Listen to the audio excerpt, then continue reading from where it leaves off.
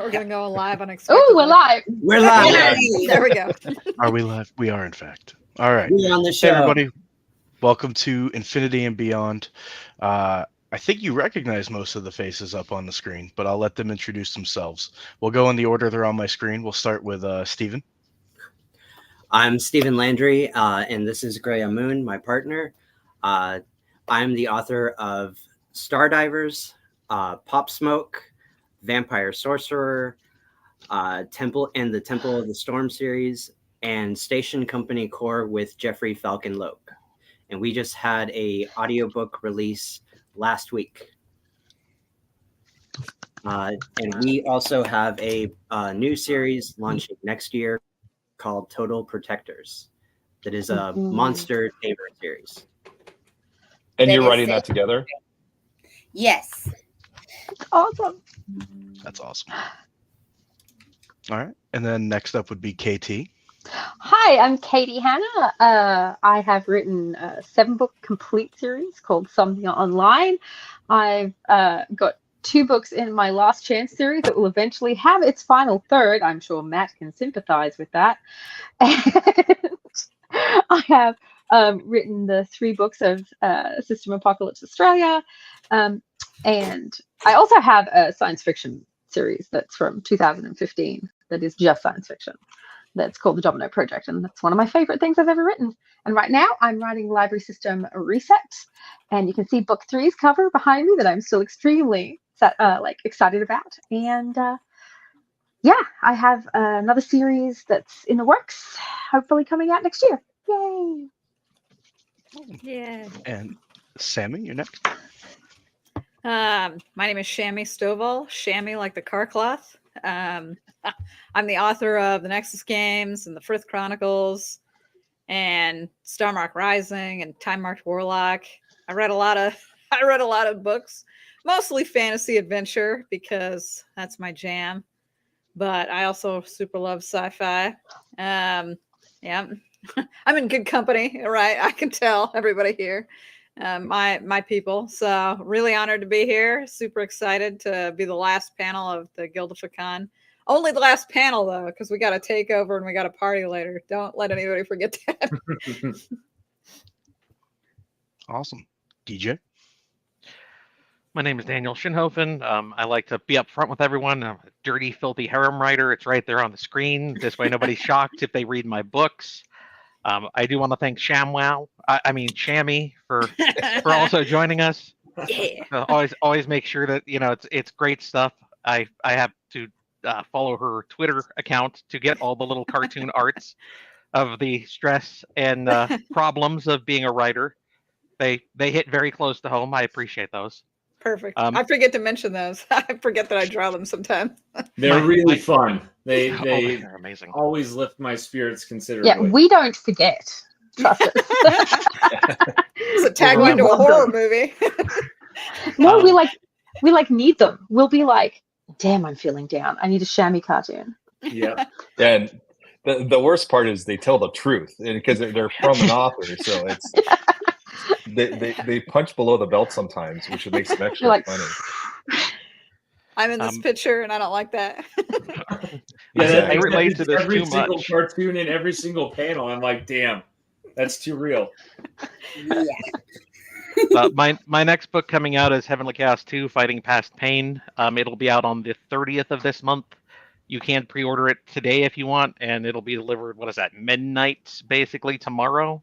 So, something to look forward to. It also gets out there just before the massive monster that we're all looking forward to, and I'll just hand this off to Matt then so he can tell us all about it. Well, I thought we weren't going to talk about the election. No, No, I was talking about later tonight at the party when you take the pants off, sir. But go ahead with the election. God. No, so my name's Matt Dinman. I write a series called Dungeon Crawler Carl. Book 7, This Inevitable Ruin, will be out on November 11th. The e-version is. The audiobook version, which Jeff will start recording very shortly, is coming out February 11th. In addition to that, I write a bunch of other books. You can just Google Matt Dinman and it'll be easy to find. Nice. before I introduce myself, guinea pig enthusiast. So I watched your D&D session, and I'm like, what is going on here? What is going on here? And that was really my head scratcher for the entire thing. I'm like, I feel like I know Matt pretty well, and this really came out of left field. His guinea pig furry persona, and now it says guinea pig enthusiast. I'm like, man, he's pivoting hard into guinea pig furry. It's a whole thing. My character was a guinea pig furry, and he was also, his D&D character ended up becoming like a bard, a dwarven bard, but he still wore his guinea pig outfit, and his whole thing was he wanted to get a neck tattoo of a guinea pig, so he found a guy in a trailer during the D&D game to get him the neck tattoo. And I love that not only did you play the campaign with that character, but you're like, you know what, I'm gonna carry this through. I'm gonna hold on to this identity and make it my own. I love that for you. Those are goals right there. Yeah. Anyways, I'm James Hunter. I am a writer of books. I've been doing it for a while. I've written many books. Rogue Dungeon is one of mine, complete series, 6 books. Viridian Gate Online is another one that's like fine, I guess, if you like books. It qualifies as a book, so you could pick that up. Vigil Bound is one of my active series, kind of marine meets The Witcher. It's fun. And my newest one, which is on Royal Road, it's not out yet, is Discount Dan. You can check it out on Royal Road, or check out my link tree for an advanced e-copy. That'll be out later or early 2025. And I also run Shadow Alley Press with my wife, Jeanette. So we've been publishing other people's books since about 2017. And I think Shadow Alley has done right around 300 titles that are not mine since 2017. Jay has worked with us for many years, actually, on the Shadow Alley side, doing developmental edits and such for us. So I didn't realize you were going to be the moderator, but it's good to see you, buddy. It's all right. I didn't either. It's fine. We're full of surprises, this panel. Yeah. Awesome. So we did have one very important question that's already come up that's been highlighted by the amazing Geneva. And that is it okay to have one alpaca pig if the rest are Peruvian long hairs? And I think that's directed towards Matt. No, absolutely not. You know what? I feel like we all understand. No need to expand. Well, maybe a little need to expand. I feel like that's a really, really like line in the sand answer for something for alpacas. So maybe like a little, just a little. Well, first off, I think that question came from Mr. Eric Uglin. It did. So, and the second part of that question is I have no idea what the fuck he's talking about. So I thought for sure that was a spoiler for you. I love that. But you know, I'm gonna when presented with a problem, you make a stand. Speak with authority until do it's what challenged. you want. You only have one life unless you get reincarnated into an isekai world. But yeah, do what you want. We don't combine alpaca pigs. How else are we gonna get the mutant hybrids in the apocalypse? No, it's a guinea pig question, and We actually, have to the be truth in is, Australia to get the mutant hybrids in the apocalypse. Oh man, So this they're guinea extra pig- deadly. This guinea pig hole goes deep, man. It's deeper than I thought. I used to have a long-haired guinea pig named Winnie. My daughter did, and she made it to a calendar. Our vet had a calendar, and it was amazing. And Winnie was the most amazing guinea pig anyone's ever had, and she's no longer with us, unfortunately. So now we're all And for sad. that reason, the answer is no. That's the reason. My mom had a hamster once that had 3 legs. That's was pretty named awesome. Do you have any pictures? I do not, unfortunately. It was originally my brother's hamster, and it got loose, and it survived for like 6 months eating like Oh wow! cotton and pillows. Eating itself. and just, probably, yeah. My wife's childhood hamster lost his eye or eyes. I can't remember which, but she freaked Did it out and eat sent it to the vet. No, the vet said, they lose their eyes, and then yeah, It just happens. they have so many It's just one of hamster those horror hamster stories. things. Yeah, It's just happens. definitely- I think that's like a meme, like people who own hamsters have hamster horror stories. It's Yeah. just Where you get your children when you want them to learn about At death. least the hamsters don't have the horror stories.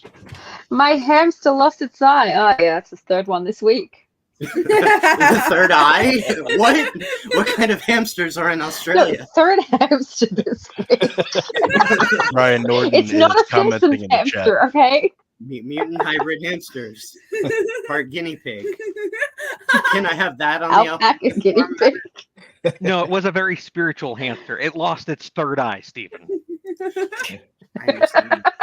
It had no guidance going forward. Thank you So for I guess Brandon to course Service. correct, my question to the panel is the future of LitRPG guinea pig paste or guinea pig pig based? I mean, is that the It could be direction guinea we're all pig going? Are paste. we agreeing right now that that's what we're doing now? Is guinea pig themed LitRPG? mammalian. Possibly.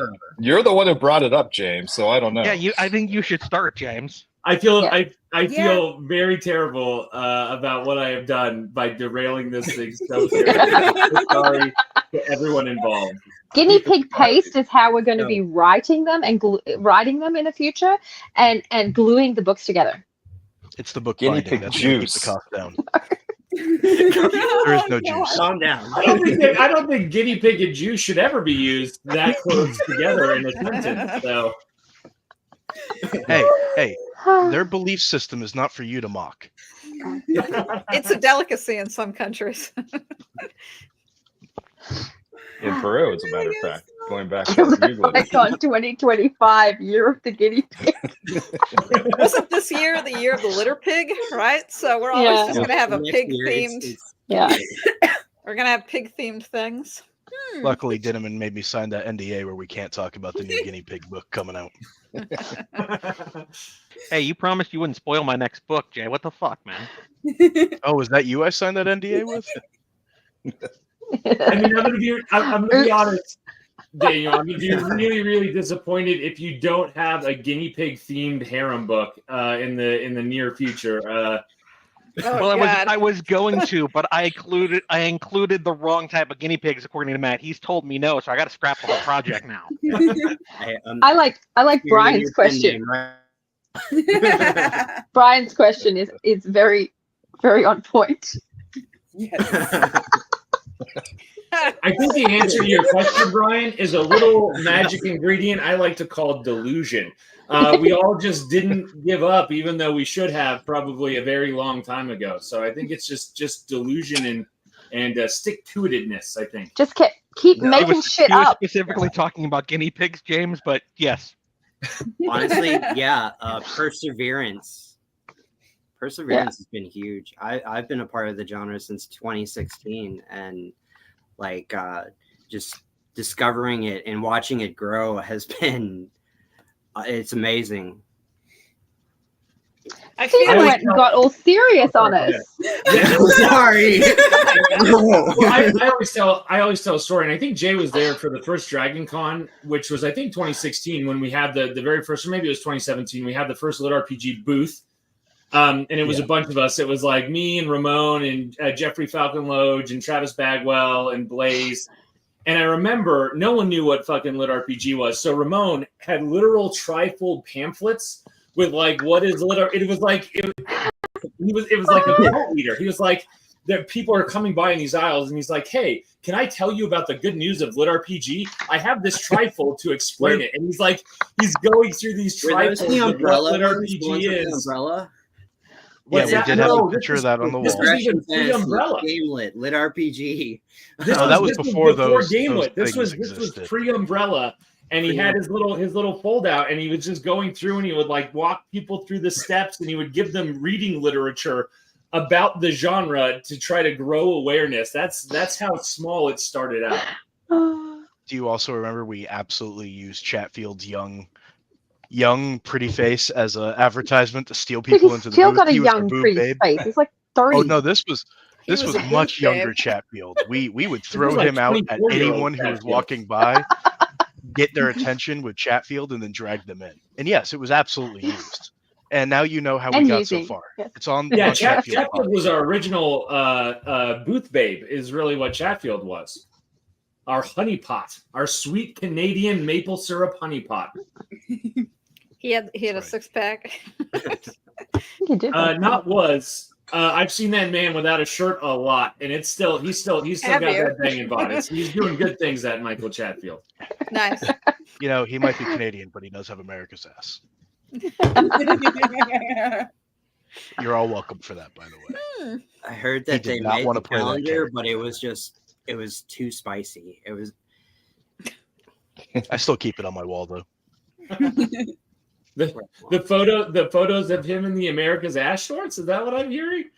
Yeah, we had a calendar made, and we just couldn't sell it. Nobody would print it. Something about nudity laws. Nudity Weird. laws. That was the day I met him for the first time. He was wearing those shorts, and I had him jump on the table, and I snapped that picture of him bent over. Oh God. The day before, he was convinced he was going to do Eric and not Rugrat for the dating game, and I called him out on it. I was like, no, that's not what anybody wants, including you. Now go get some booty shorts, a cowboy hat, and start drinking. And he did, because he's a team player. And that's how we have LitRPG. Yeah. Okay, I'm so sorry. I know we have to talk about like the future of LitRPG, but one more Michael Chatfield story. So we were on a writing retreat with Michael Chatfield in Spain, which was beautiful and amazing. We had like this villa, and he was trying to seduce all of our wives because he like would not put on a fucking shirt ever to save his life. And we all decided to go for like a beautiful beach stroll. And so Chatfield, totally shirtless, is like, okay, I'm gonna go. And everyone else is like walking on the beach, and Chatfield, shirtless, has on like these New Balance sneakers and like calf high white socks, and we're like, bro, you're on a beach. You just need to take off the shoes, and like you're not wearing any other clothes. Why are you wearing these New Balance white shoes with these like old man white calf socks? No one understands why you're doing this. It was so and like he wouldn't take them off for we were like on the beach for like 3 hours. Wouldn't take the shoes off. It must be a foot thing. It's gotta be related to Matt's foot thing. I don't know.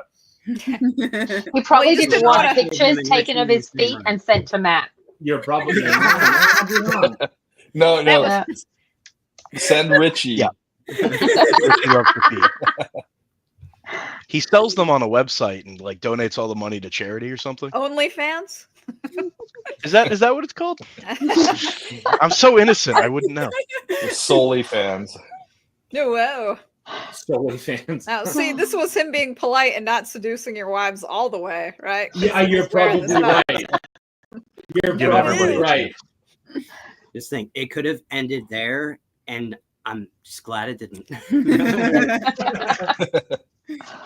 We did have a pretty good actual question from Kyle Wilkinson, who is another author, and that's what panel would you all like to see covered in the next year's Guildification con thing, whatever. our word is. Guildificon. Yeah, that thing. I'm an editor. I don't need words. I've got so many answers to this, but I don't want to be first. Well, there you Probably a panel for moderators on how to take control of a panel when it's completely off the rails. Woo! I think that's a good Wow. point. Jay can moderate that panel. That's right. I can also take it off the rails. So, KT, what about you? We're gonna go to you. Oh God, what the fuck? Me Oh, on I like the how extra to banner. how to swear properly in lit RPG fiction. I swear properly. Love it. It's actually a good question. That we're apparently gonna totally ignore and derail.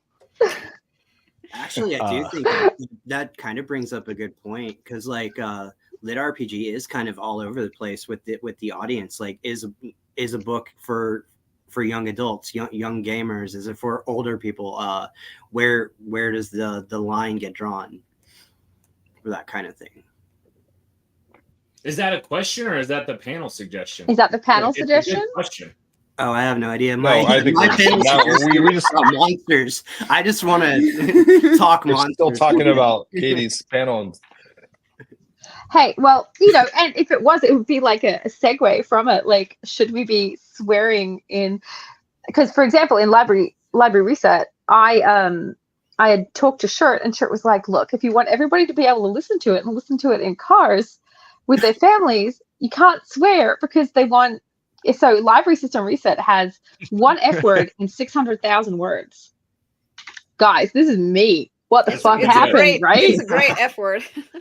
Yeah, it is. It's actually very well. It's very Heavily specially edited. placed. No, actually, I found myself not swearing. I only have to delete a few when I'm dictating. Per page? Or like Change overall? them to Per different sentence, things. Jay. Per sentence. So I have my book 7 manuscript up right now. I searched the word fuck 211 times. Yes. Oh That's my not so God. bad. It's a lot. Are you I searching mean, beyond the I'd like to dedication? see that in a Higher. percentage per capita of words, but that's a lot. Yeah. Well, it's like No, it's 270,000 not. words. So Oh man, that's a chunky book. Yeah. yeah, Yeah. Did So you it's say exactly 1%. 270? Yeah. It's exactly 1%. So it's exactly. Well-rounded, Matt. Well, it's such a versatile word. You can use it in so many fucking ways. I understand where Matt uses it all the fucking time. It's simple, guys. Exactly. I don't swear so much when I'm actually talking, but when I'm writing, yeah. I swear way too Dude, much that when I'm book is fucking too talking. long. Why did you? I mean, and again, I love this series, but dude, that's really It's long. the exact same length as the previous book. So Is it really? I Yeah. guess I didn't realize book 6 was that long. It didn't feel that long, but yeah, that's His books Yeah, we never hear that a feel lot. long though. You hit the end and you're like, where the fuck's the rest of it? And the poor dude's just written like 270,000 words, and you're like, give me more. Me blood match. I I feel like think they would have so. an aneurysm entire if one genre, of the Shadow Alley authors turned in a 270,000 word book. I think my wife would she would just shut down and melt into a pile of goo if someone was like, finish my book, it's 270,000 words. Like that's so incredibly long. That's crazy. That's really long. it's amazing. Is I talked to Ace Penguin House and releasing a hardcover of book 6, which is also 270,000 words, and they said yes. It's on pre-order and everything. So Dude, that's so cool.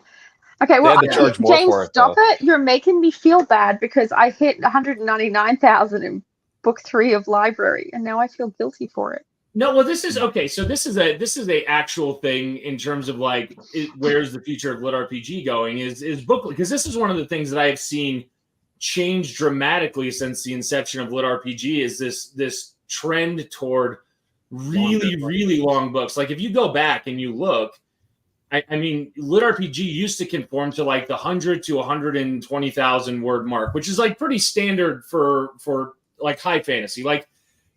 Outside of like Brandon Sanderson's like epic fantasy door stoppers, most trad books don't go past 125,000 words. That's an exceptionally long book for traditional publishing. In early days of LitRPG, it definitely tended that way too. But now it seems like these massive door stopper novels where it's like 275 or at least 200 or 150,000 plus words seems to be like the norm, and I've seen that trend continue to increase probably over the past 2 years. Like, why do you guys think that is? Like, why the tendency? I know exactly why it is. Well, I mean, I don't want to take anybody else's answer, but it's two things. One, Audible. People on Audible deliberately look for longer books. It helps. It truly does, because the one credit, $14, $15, whatever you're spending, am I going to spend that in an 8-hour book, or am I going to spend that on a 30-hour book? Yep. Also, Kindle Unlimited, I get paid more for book 6 if someone reads it on Kindle Unlimited than if they just buy it outright for $5. And as a direct result of books being longer, because I'm not really selling, well, I am now, but I wasn't selling physical books very often.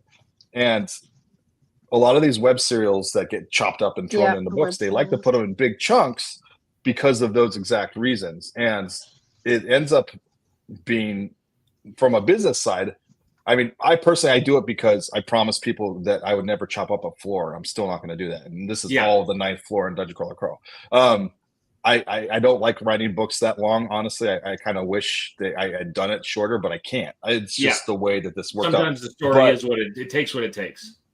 But from, you take the publisher out of it and you do it from the indie author side of that, that is a moneymaker thing, a book that's that long. So, but counterpoint here. Now, I agree with the value of the audio credit, that people Like it used to be the floor was 10 hours. Like someone would not want to spend a credit on something that was less than 10 Now hours. it's like 15.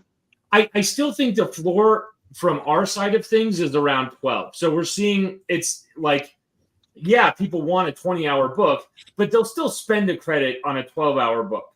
They won't spend a credit on something that's less than 10 hours for sure. Now, so I think that's the hard floor where, yes, it's a better value add if you have a 20-hour book, but I don't think it's so like that 10 or 12 hours is going to prohibit a lot of people from buying the thing. And the other thing is when you're talking about Kindle page reads, so this is just me like doing author math in my head, right? So if you write a 270,000 word book, let's say that it was not one floor and you're not the special snowflake that you are, but you were to split that up into 2 books that are each 135,000 words, right?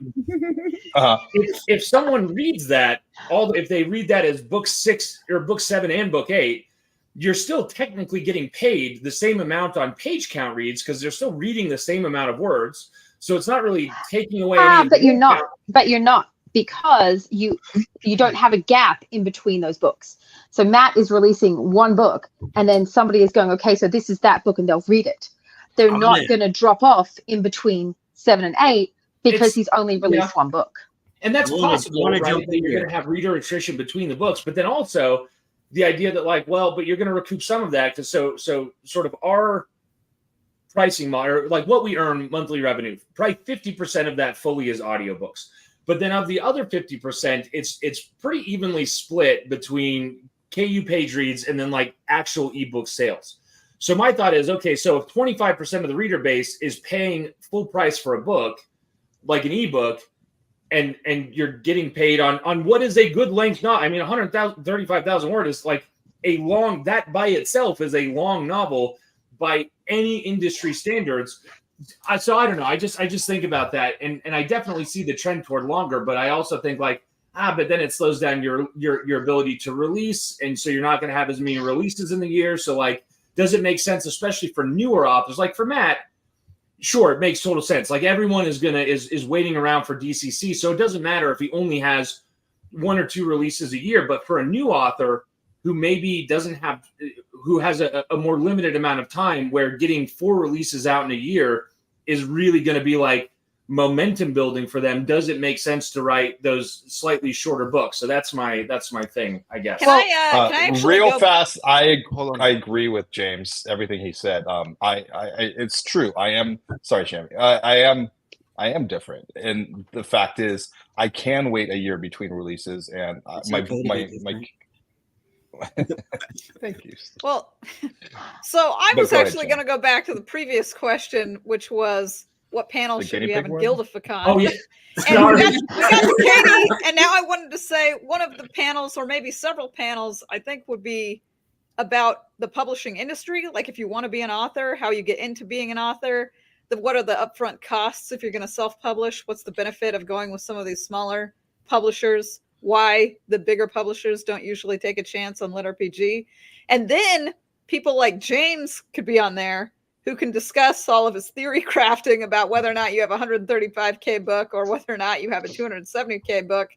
Because in all seriousness, if you do split up a book, you technically double the costs in some ways, such as a cover. Like I could buy one cover for a book and have 270K words, or I can double my cost to get 2 covers and have 2 books at 135K.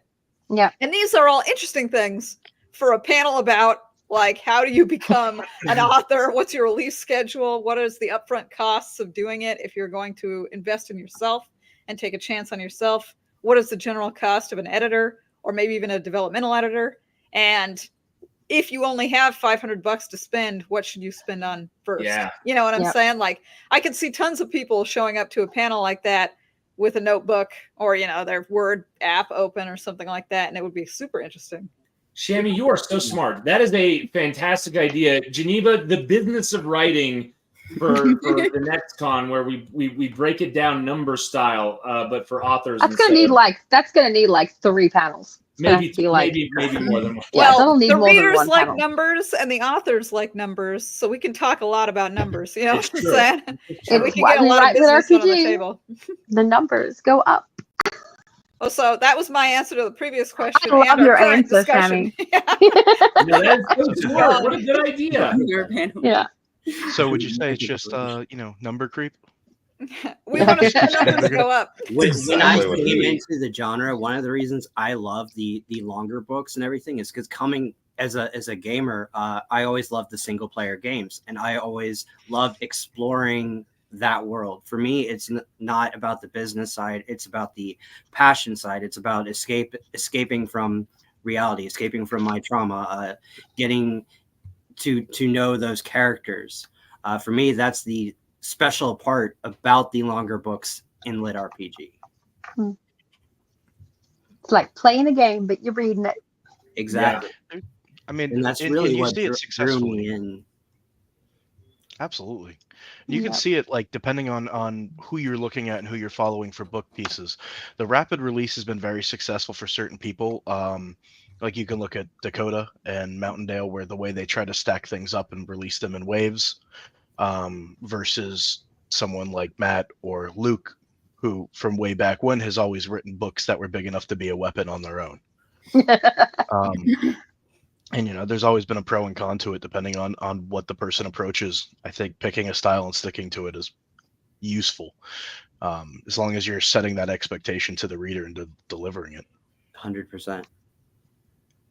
Yeah, I mean that's a whole conversation on its own. Strategies on how to keep people's interest when you know your releases are going to be a year apart. And I mean that'd be a great topic for discussion sometime.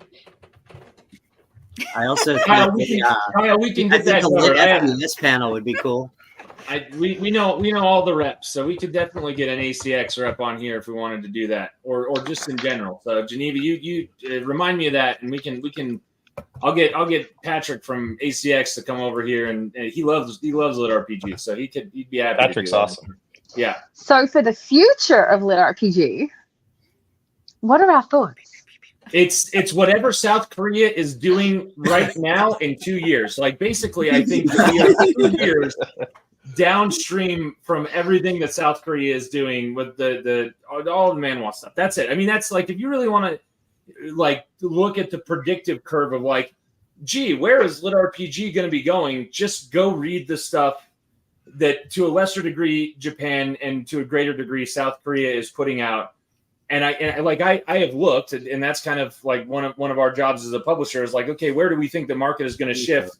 And we've seen that shift happen, right? VR early on made sense because people didn't know what lit RPG was, so it was a great on ramp. Now people know what it is, and so we're seeing less explanation. But again, it sort of tracks with wherever sort of South Korea is. In 2 years, that's where we're going to be. So if you're an author and you're like, hey, what should I do next? Just go start doing market research over there because that's the next wave for lit RPG tropes, pacing, all of it. I think that's just my opinion, but I'll toss that to the panel. I think you're going to have more subgenres appearing as the Libraries. RPG itself grows. There's already like tons of them. With the panels thing, I was thinking, if there was a lit FPS panel, that would be cool, or even a sci-fi lit RPG panel, because that's a genre in lit RPG that's not talked about often enough. Death games, more stories with horror elements, more stories focused on like retellings of fairy tales and mythology. I find like horror actually mixes in with it though, like with a lot of the gore and everything that quite a lot of the books have in them. I feel like some of it reaches almost a horror level. Yeah. I agree. Matt.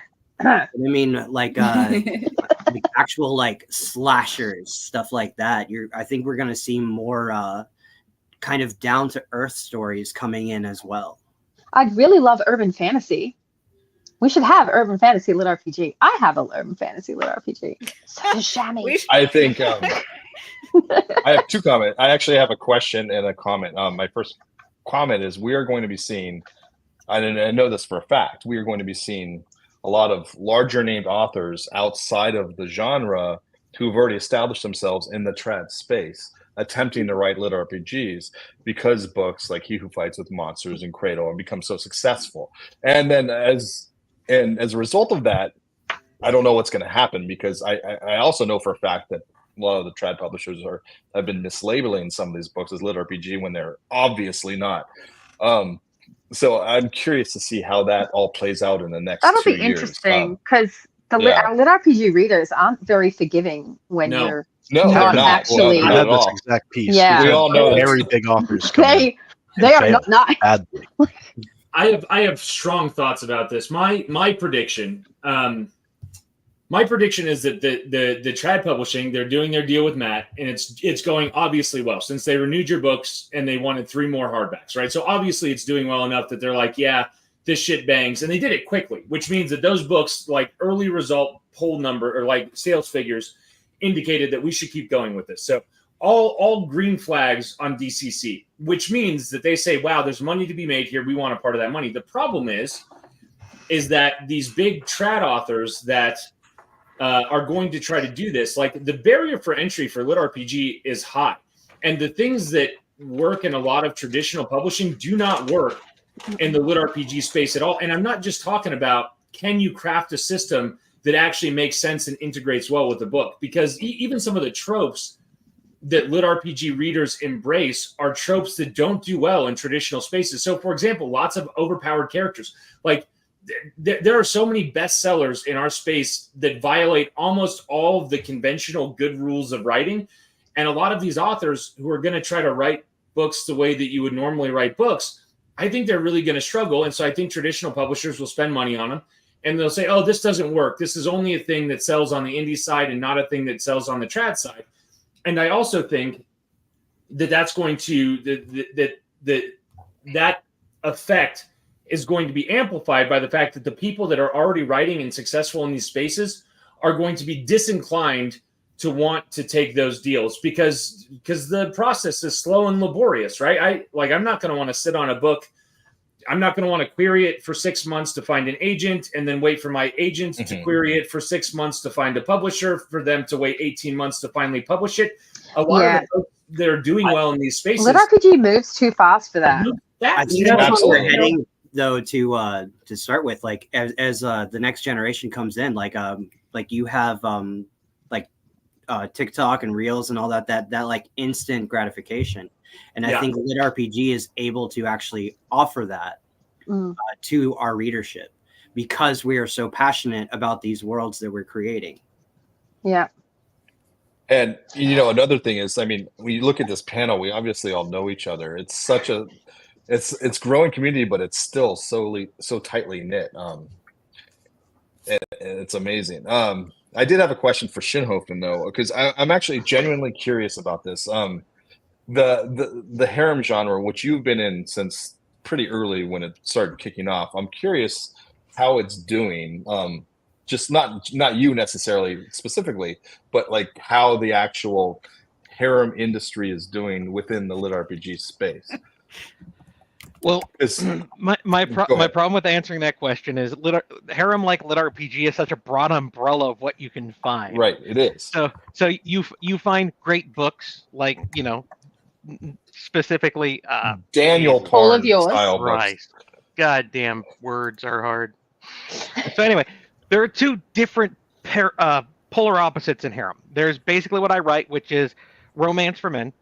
There's very few spice scenes in it, but it does have a very good story and it has actual emotional connections between characters.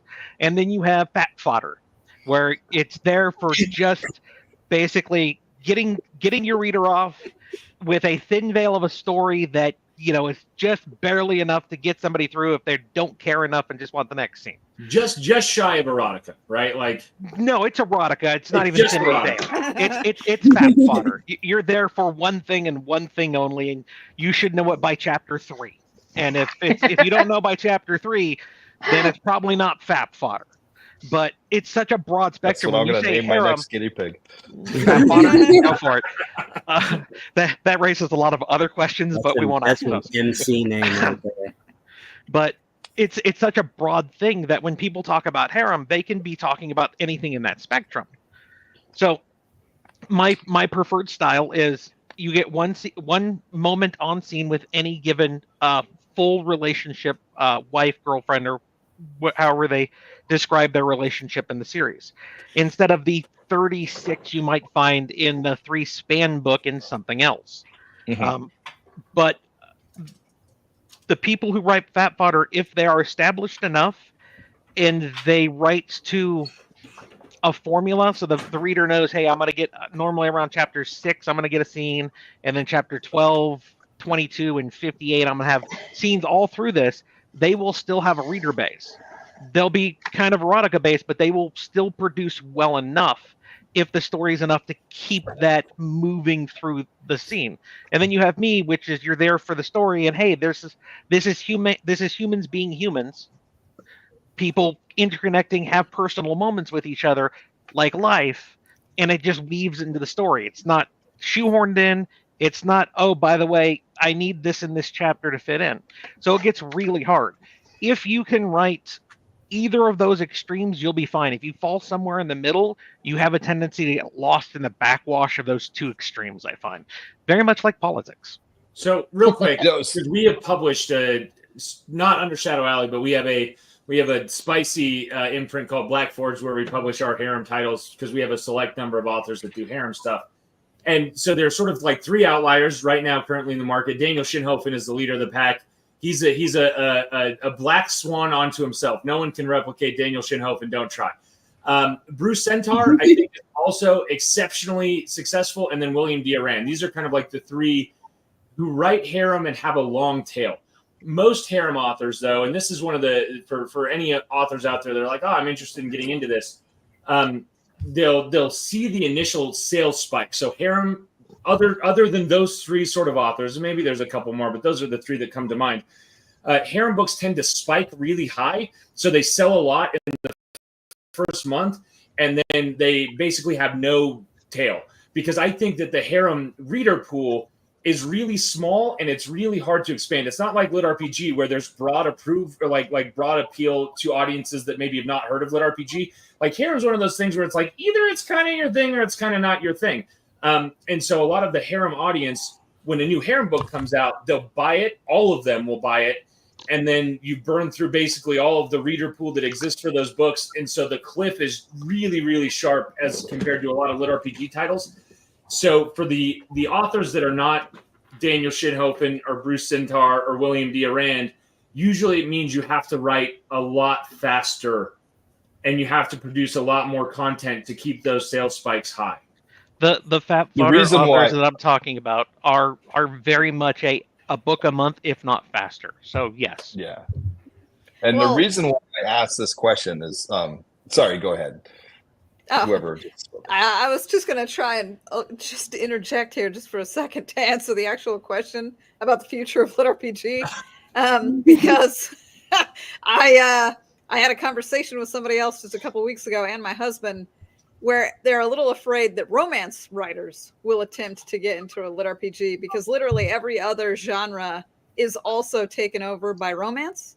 So sci-fi, urban fantasy, all other genres, romance is like a huge, there are romance writers in there. They make up tons and tons of the books that are released in those genres, except for LitRPG.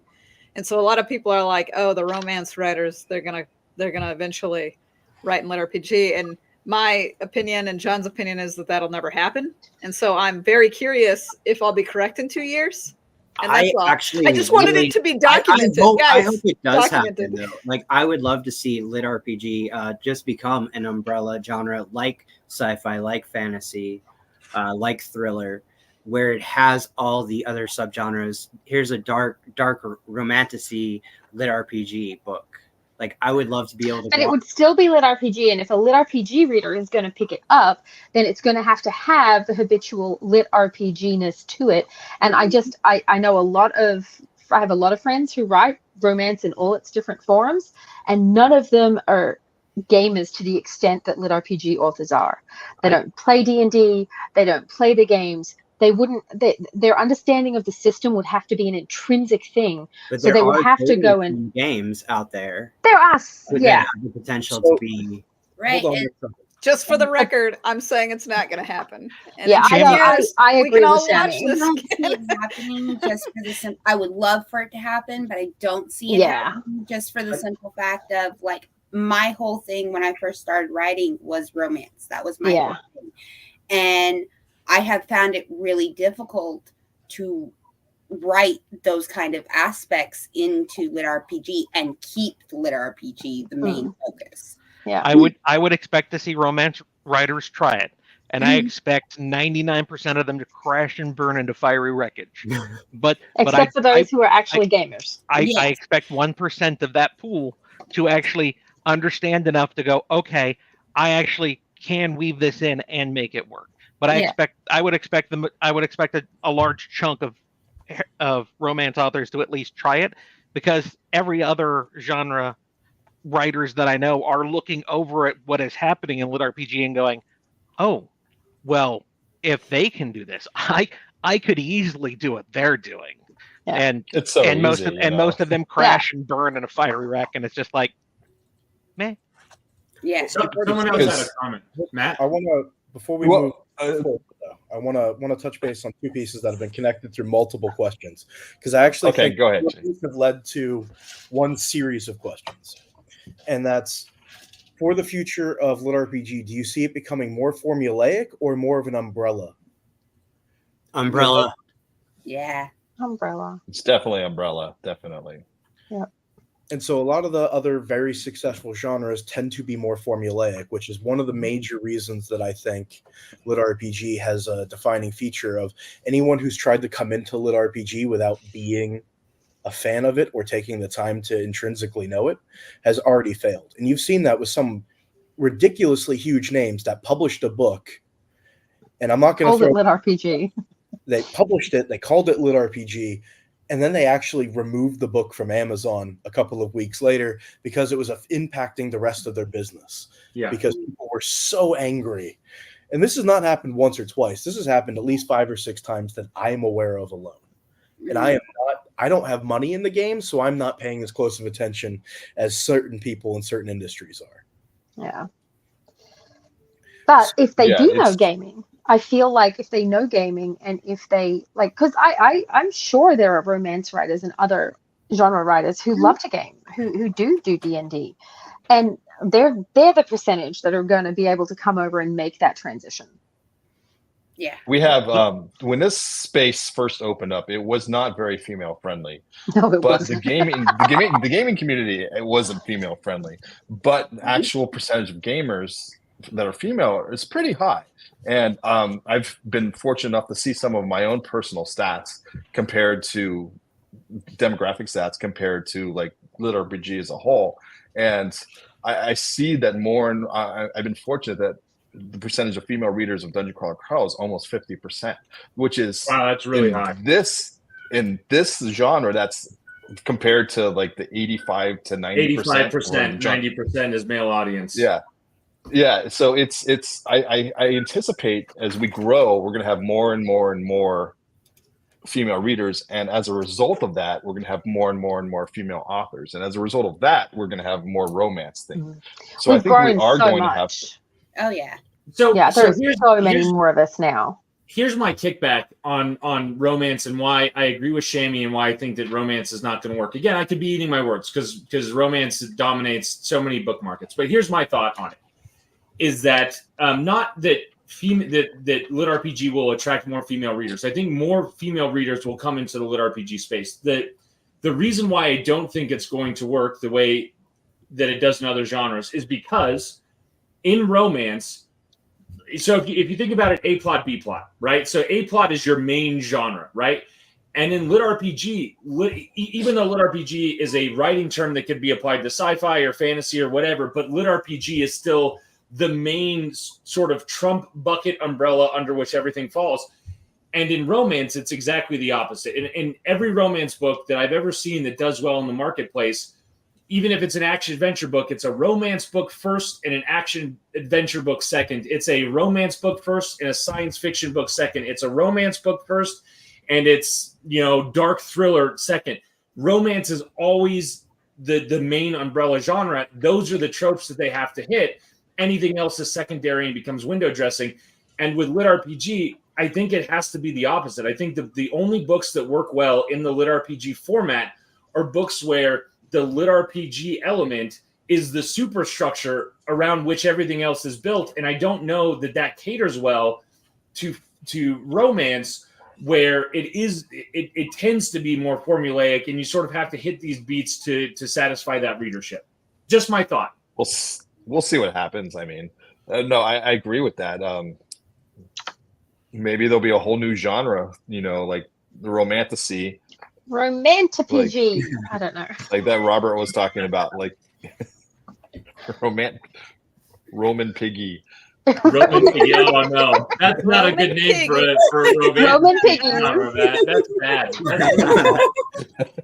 Well, I agree with James. That's exactly why I'm making my prediction, because I feel like the focus of a romance is the romance, and a focus of the LitRPG is the system. game or system that you're going through, and you can't have two focuses, really. One of them has to become the B plot.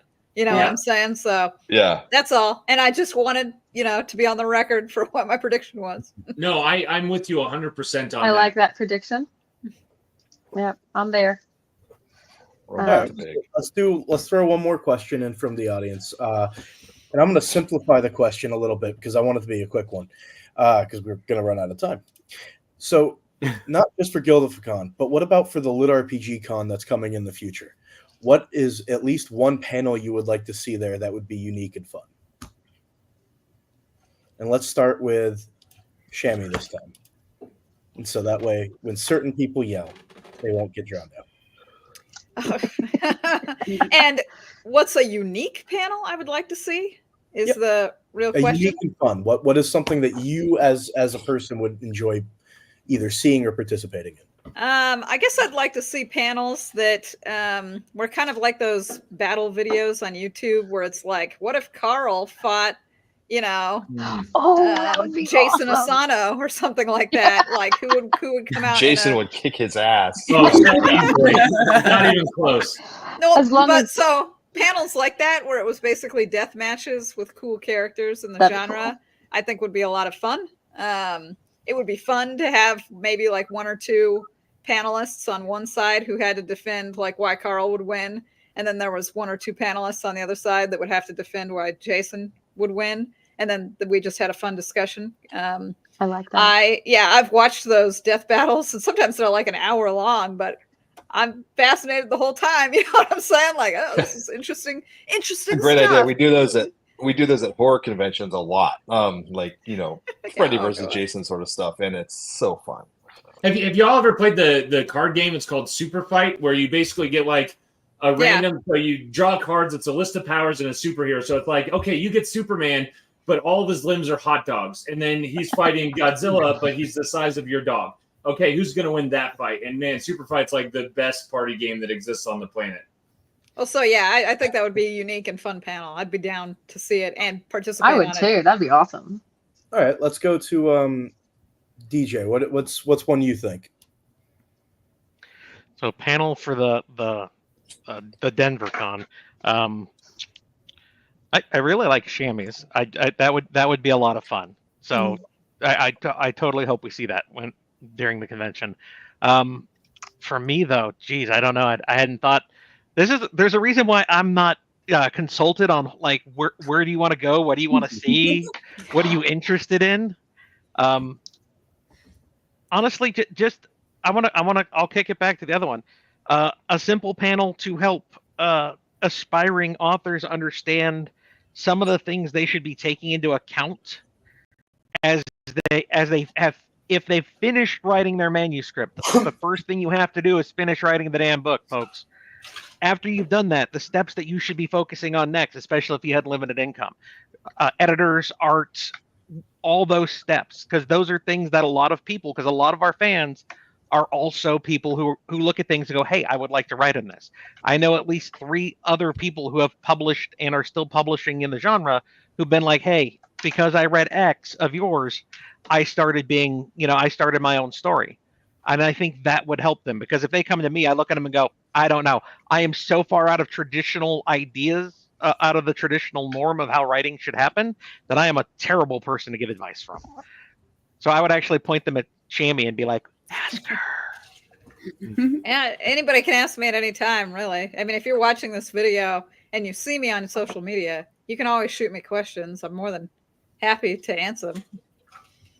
All right, let's go to Stephen. What about you? Shammy's messages are now full. Shammy's idea, except LARPers fighting each other in a circle pit. That sounds amazing. Why is that a bad idea? I don't understand. That's the idea. Okay, so you're pitching that. 'Cause I'm on board with that. After that, 100%. a cosplay contest, and that's all I got. But with combat, just to be clear. With combat. With combat. Yes. Yeah. Actual 100%. combat. Yeah, this is the best idea I've ever heard. Where they all get cards based on a character's powers, and then they can like turn-based combat games would be awesome. I like that. KT, what about you? Oh, me? I like the 1-star reviewers to go into a fight pit. But I would change that to go into a fight pit with the 5-star reviewers because I think that would be good. I would pay a lot of money to attend a con where I got to fight the reviewers who leave 1 stars. They're just... Oh, dude, speaking of reviewers, I had a review the other day. It was literally a personal attack. Like, it was horrible. Yeah. It was Sorry. super bad. It was like, oh, it was just bad. It was so bad. Anyway, that person I want to fucking fight, mate. And I went back. This person has reviewed hates all my books the same, but this was the first personal attack. Why are you buying my books? You don't like them. Stop fucking buying my books. Because some people only get satisfaction out of making other people feel miserable. Although I love the idea. This is probably a terrible panel, but I kind of love the idea of a celebration of 1-star reviews panel where authors get to submit their most hilarious 1-star reviews to be graded by the audience. Yeah. That would be great. Roasting. And we can have Brian's is an awesome. audiobook narrators read them. Yeah. There's a segment on like Jimmy Kimmel or something where it's like celebrities read mean tweets about themselves, which is just the funniest fucking thing. Like that would be kind of a fun panel too. That for would be authors fun. to read just like these horrendously mean things about themselves. That'd be humorous. All right, Dinneman. So you've heard everyone else. So the serious answer, I think we should have a clear delineation between LitRPG fan panels and people who want to be author panels, because a lot of times these all get kind of mixed up, and which is fine for a smaller convention. But people who are fans that don't really necessarily want to be writers end up finding themselves at writing panels just because there's someone they like on the panel. Yeah. But so it should be clear. But man, there's all sorts of ideas. I like the idea of us just beating the shit out of each other one way or the other, because that's always fun. I'd pay to watch that. Absolutely. But only in a And book also, pit. actually, real fast, as for authors, I think the one-on-ones, making them like the 15-minute one-on-one sessions that I do a lot of, like the smaller literary conventions, are super helpful for new writers. So I would be happy to do something like that. And I Yeah, think that would be awesome. James would love I'd to do do that. that, and Shammy would love to do it. I've been Steven, voluntold, but it's true. I would. I don't know would. about I Katie. love that. She's mean. So, but yeah. I am not. I did. I used to do developmental editing for like about 5 years, and I always loved helping newer writers like understand how to not suck. So real quick, just to piggyback on what Matt said, I think a clear delineation between a writer's track and a reader's track, where you have content that's very specifically author focused, and then content that has nothing to do with writing, but is something that would be entertaining for readers. So basically all of the panel ideas here. I like Brian's panel of you have to impersonate another author and try to pitch their books. That's super funny and wacky. There's another panel that happened at JordanCon, and it was basically like impromptu storytelling, where the moderator came up with a pitch, and then all of the authors had to collaboratively tell a story together based around that pitch, and sort of and that was like sort of things like that, where readers get to see authors kind of do magic in real time. I think is super fun as well. And also D&D, live D&D is so much fun for everyone, because it's collaborative storytelling, and everyone gets to enjoy that. All right. So we're down to about a minute left. So being the last panel, I'm pretty sure everybody recognizes you guys. We've already done introductions. I know there will be links thrown up. There's going to be another takeover. So this isn't the last event of the convention. There is another takeover being done. We invite you guys to go join that. And then there's also the after party on the Discord where you should send Dinnaman lots of feet pictures. Richie. The better the picture is, the more credit you get in the Discord. So we thank you guys all for coming out. Thank you, our panelists, for joining us and for contributing to the genre. And we appreciate you all. Thank you for moderating. Yay, thank you. Yes, thanks, So Jay. sorry I derailed everything, Shammy. year, I'm so sorry. guinea pig. Bad job. Thank you guys. Yay. Now we have to wait awkwardly until June. Yeah, we have to wait Oh my god, until this we wave is go. going on a Turn the long fucking time. IP off. Yeah, we can.